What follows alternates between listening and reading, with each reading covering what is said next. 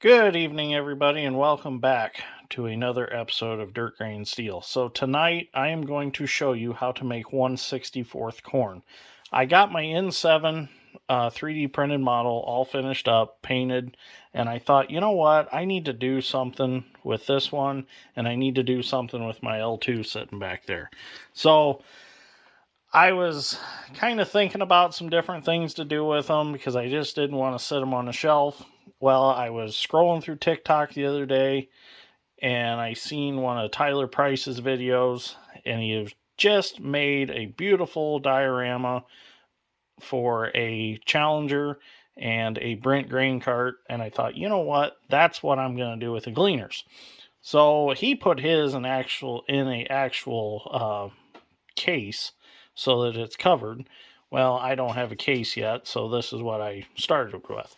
So what I done, I'm going to show you tonight how to make the corn because I know a few guys on the 1/64th farming operation page are curious to see how I made this corn. From a distance, this corn looks really good. Up close, it looks a little rough, but I still like it. I mean, from where I'm sitting in a chair, it looks like 1/64th scale corn standing out in the field. But if you get up real close to it, it doesn't look quite the best. But I think it looks good. You can buy 1/64th corn. It's actually HO scale. It's 1/87th scale, I believe. But it's a little bit short. So I thought, you know what? I'm going to make my own. And it really didn't cost me much to make this. So I'm going to gather up all the materials I need.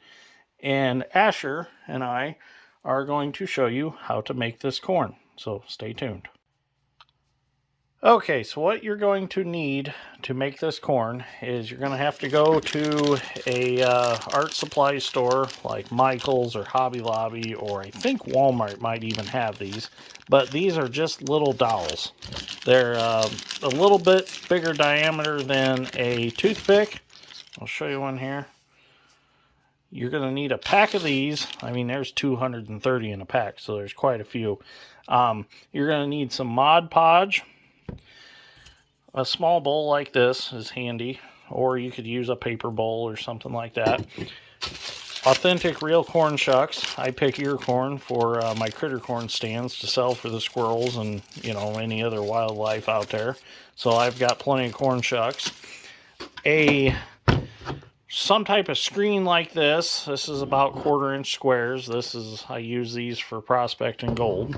And a Ninja blender or just some equivalent blender, and also a nice pair of kitchen shears or heavy duty scissors like these. So let's get started. So first step, we're going to take our corn shucks, we're grab them like this. We're going to take our kitchen shears or good sharp scissors, and we're going to cut them up a little bit and put them right in the blender.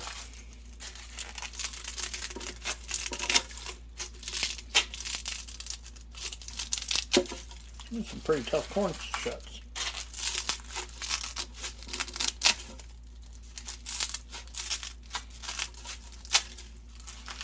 So we don't want actually the shank of the ear. We don't want the shucks from around there.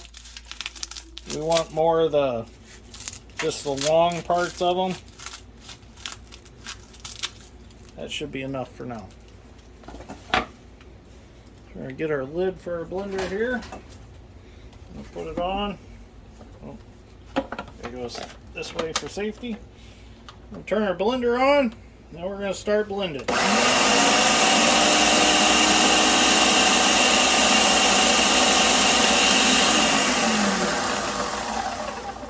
And of course, this blender has a safety on it, so it only runs so long. So I suggest getting a different blender that doesn't have a safety on it so you can run it for quite a while.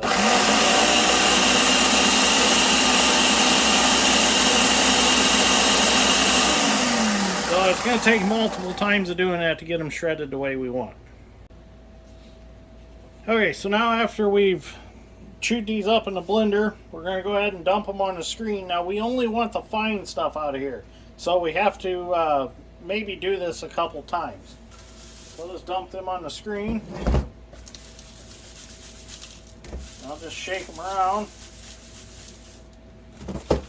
And that's what we want right there. That's what we want to see.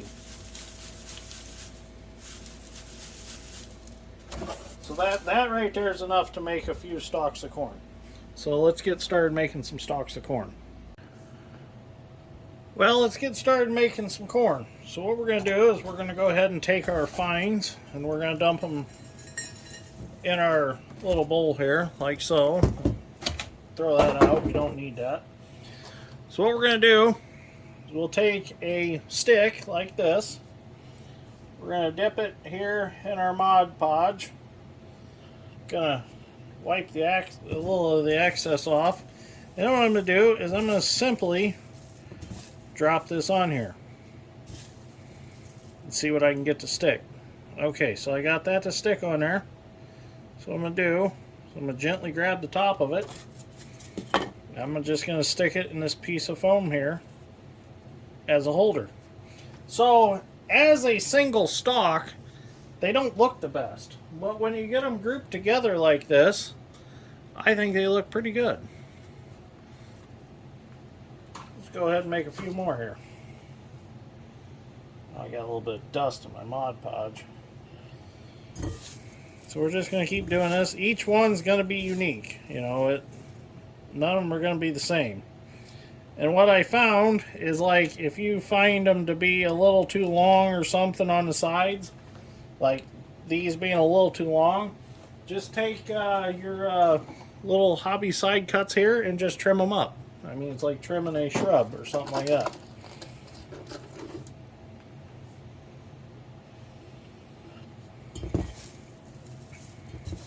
I mean, you can actually set it down on there and dump it if you want to.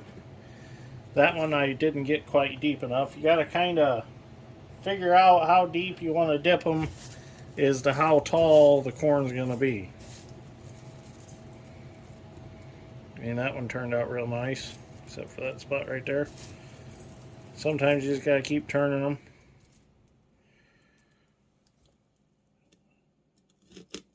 Stick them in your foam like that. Pretty easy. You can make quite a few of them pretty quick. And once that Mod Podge dries on there, it holds it very well. I mean, they turn out real nice. I mean, a little bit's gonna fall off, but that's all right.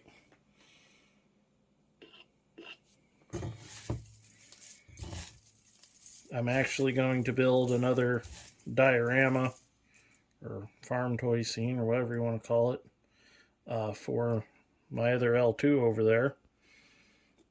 And then I'm going to order another L2 project combine and put the tracks on it, which I already have the tracks here somewhere for it. See, originally that L2 was going to have tracks and tires, but that was before I bought another L2 in real life, L2 number 3, and put tracks on it. So for those of you who are not familiar with me, I farm in real life. My dad and I farm. My dad and my brother-in-law, Dad Strength, we all farm together. We farm about 1,600 acres. We've got I've got 3 L2 gleaners and a 1660 case, and a whole collection of John Deere tractors that we farm with. Our newest tractor is a 9300 that we farm with, and our oldest tractor is a 1977 4430 that we farm with. So we've got quite the collection of horsepower. We actually have enough equipment, we could probably farm 3,500 acres easily. But we stick to we stay under 2,000 acres because with being full-time in the excavating business and farming, 1,600 acres is pretty much plenty for us. We stay pretty busy with that. So also on this channel, we do a lot of welding and fabricating. That's how it got the name Dirt Grain Steel. The dirt's for the excavating, the grains for the farming, and the steel comes from the welding, fabricating, and mechanical work that we do. So if you're interested in any of that stuff, make sure you subscribe. This model building stuff is kind of just my hobby that I do at night just for fun. Kind of relaxes me, takes the edge off. You know, run an excavator all day. It's kind of nice to just get home and do something like this just to relax before you go to bed. So definitely takes the edge off. I know there's other ways to take the edge off, but this works for me.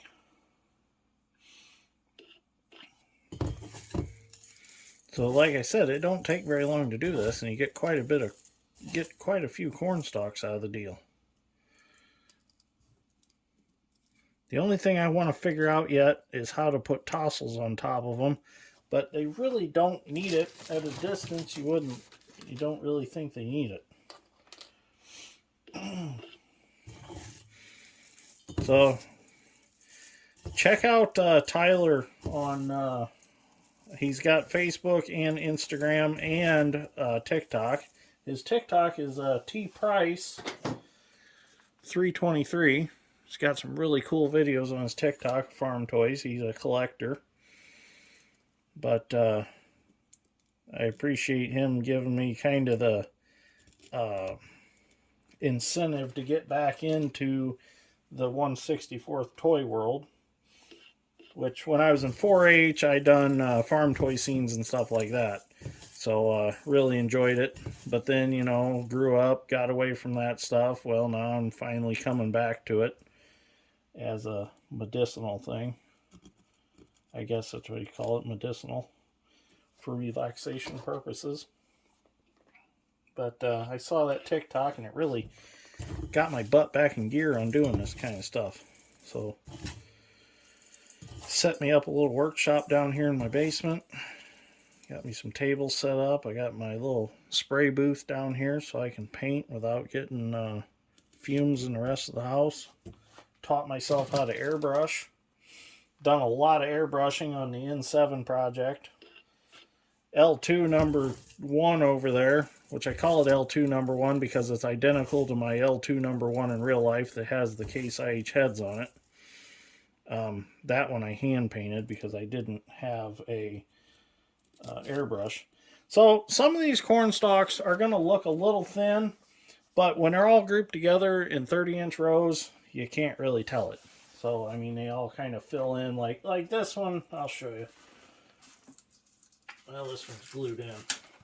This one, for example, is a little bit thin, but, you know, you put it in a group of other ones, you don't even notice it. So, they're all unique. They're like a snowflake. None are the same.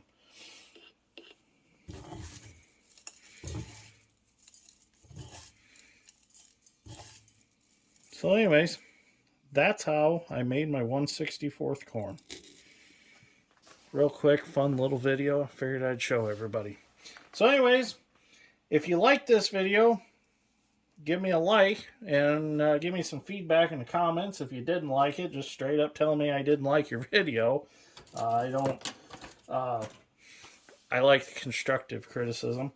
But anyways, thank you for watching. Greatly appreciate it. Thank you, Tyler, for giving me the incentive to get back into this. I really enjoy it. So thank you for watching, and I will see you all in the next one.